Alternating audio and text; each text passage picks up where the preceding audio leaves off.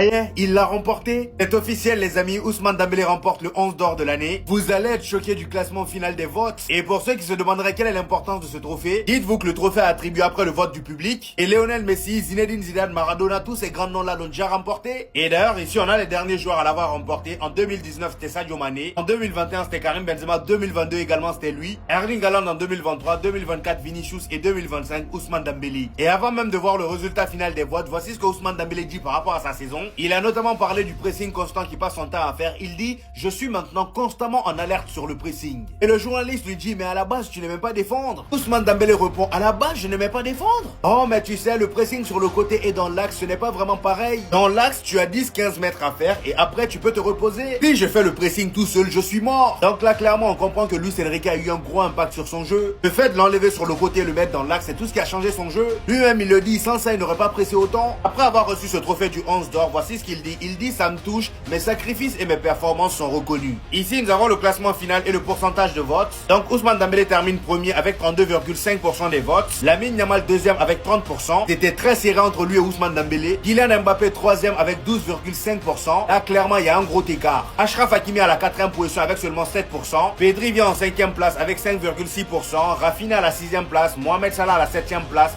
Nicolo Barella à la 8e place, William Saliba à la 9e place, Lautaro Martinez à la 10e et pour terminer Vinicius à la 11e.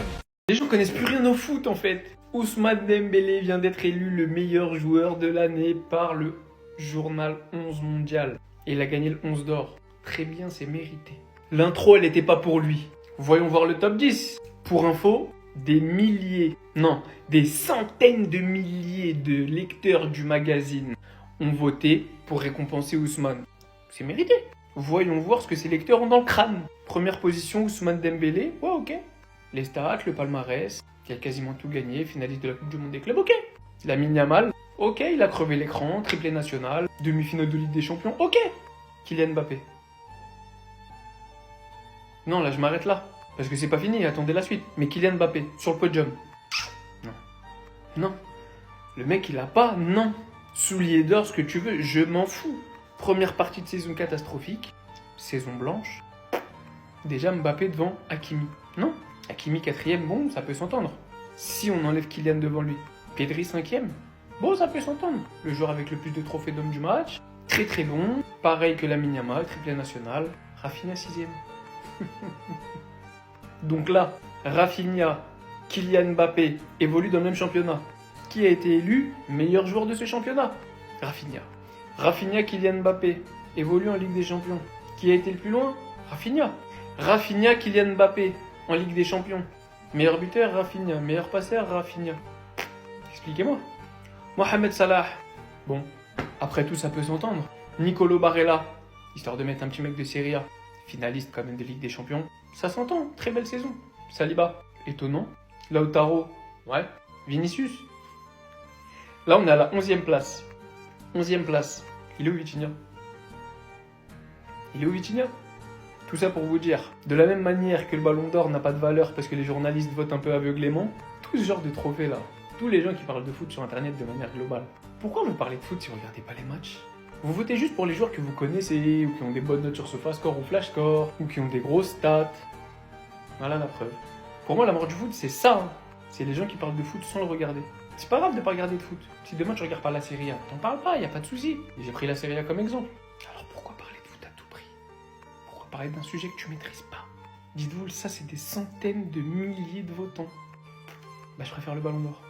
Le 11 d'or remporté par Ousmane Dembélé. Est-ce un signe pour le Ballon d'Or? Et oui, 32% ont voté pour Ousmane et 30% pour Yamal. C'est vraiment chaud, c'est serré.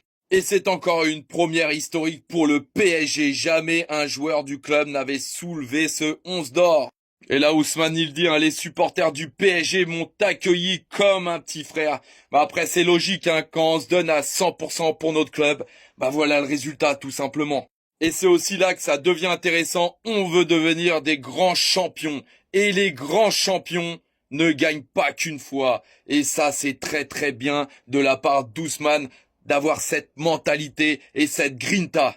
Donc les frérots, pro PSG ou haters, qu'on aime ou qu'on n'aime pas, voilà le résultat, tout simplement. Et Et c'est vrai que depuis qu'il a été placé en faux neuf, franchement, c'est exceptionnel. Donc on remercie également Luis Enrique. Incroyable Parisien, la vérité. C'est le terrain et le trophée. Ousmane Dembélé vient de choper le trophée, le 11 d'or, la récompense attribuée par ce magazine. Qu'est-ce qu'on en pense? Il y en a beaucoup qui se posent la question, en fait, c'est quoi ce truc 11 d'or? Ça signifie quoi? Est-ce que ça a vraiment une valeur? Eh bien oui les gars, ça a une importance. À titre de comparaison, Lamine Yamal a reçu le trophée d'homme de la saison par Marca. Donc c'est exactement la même chose. Trophée dans lequel d'ailleurs Ousmane Dembélé avait fini deuxième les gars, juste devant Vitinha troisième. J'aurais vraiment aimé avoir le nombre de votes pour pouvoir voir à quoi ça se joue. Parce que en ce qui concerne le 11 d'or les gars, j'en vois beaucoup qui sont super sereins et se disent ouais Dembélé sera ballon d'or et tout. Attention les gars, regardez encore une fois ici, ça se joue à rien. Donc 32,5% pour Dembélé, Lamine Yamal 30%. Petit coup d'œil sur le classement les gars, et franchement, il y a à redire. On le voit bien, Ousmane Dembélé premier, Lamine Yamal deuxième, et déjà la grosse surprise, qui est troisième? Kylian Mbappé. Devant du Hakimi, devant du Pedri, devant du Rafinha. Qu'est-ce qu'on en pense? Et surtout, ce qui me surprend, c'est le pourcentage les gars. Mais même lui, il met une distance au quatrième. 7% pour Hakimi, et ensuite ça continue de dégringoler. On retrouve un mec comme Rafinha qui a fait une saison exceptionnelle avec 4,7%. Vous vous rendez compte un peu? Mais à vrai dire, est-ce que c'est ce qui me choque le plus? Non. Il y a des absents. Il est où Vitinha? Sache, c'est choquant les gars. Nuno Mendes, il est où? C'est choquant, il n'est pas dans le top 10. Ils ne sont pas dans le top 10. On a du Vinicius les gars, mais on n'a pas du Vitinha. On va où? C'est pour ça que j'arrête pas de répéter autour de moi, les gars, attention à ce qui peut se passer à cette cérémonie du Ballon d'Or. Ne soyez sûrs de rien. Mais vous les connaissez les irréductibles, hein. Ils sont sûrs et certains, et ça scande, ça scande, ça scande. Au bout d'un moment, il faudra pas se plaindre. Et je le répète encore une fois, le plus méritant est Ousmane Dembélé. Mais si Lamine Yamal là, ce n'est pas un vol. Si Rafinha là, ce n'est pas un vol. Idem pour Vitinha, idem pour Achraf Hakimi.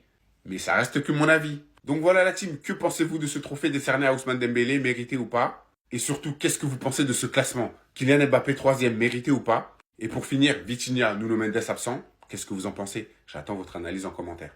Les gars, pour pas trop vous choquer, on commence doucement. On commence avec le 11 d'or. Mon Gaous a gagné le 11 d'or. On sait tous que l'étape suivante, c'est le ballon d'or. Mais on veut y aller mollo. Pour que vous commenciez à accepter que c'est lui le ballon d'or. Donc, pour l'instant, on prend le 11 d'or.